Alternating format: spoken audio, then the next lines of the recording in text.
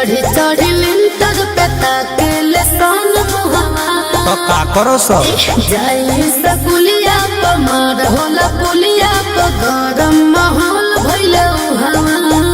तन के बोलही बड़ू हे बाबू सुना बोला आरे लइका सब इंटर के चढ़ी चढ़ी लिंटर पे ताकेले सन मुहावा अच्छा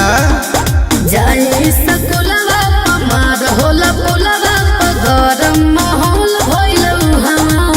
लंच होला तो ढेर लोग घूमेले तलाश में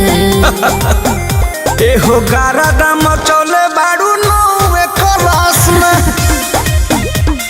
ये ना दे दो पढ़े वाला लइकन के डूबलू चंपा रास में अच्छा तो का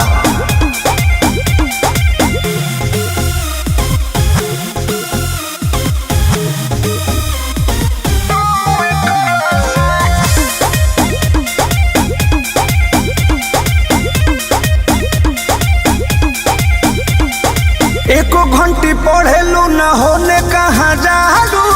हमरा से रोज रोज मोरी पर भेटालू सुना पागलेट चॉकलेट किने जाइला कई जगह खाता चलाइला चला देनियो दे दो बोली बोली तो गोली चलेला के पास में गरदम चले बाड़ू नौवे क्लास में अरे ना रह देबे पढ़े वाला लइकन के डूबलू चंपा रास में अरे ना हो खिया दे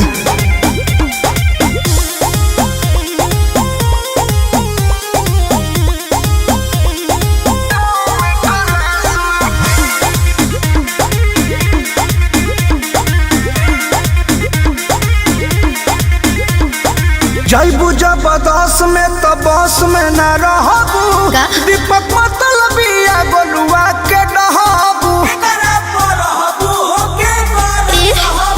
ढेर मत बोला बोला देखी फेस होला रेस लोग पागल बावे पारा मोदो भी फेरा में लागल बावे तो खा जाई हाथ गोड़ तुरी हमहू बने परयास में गारा दम चले बाड़ू नौवे क्लास में क्यों लेट कर रही हो वाह यार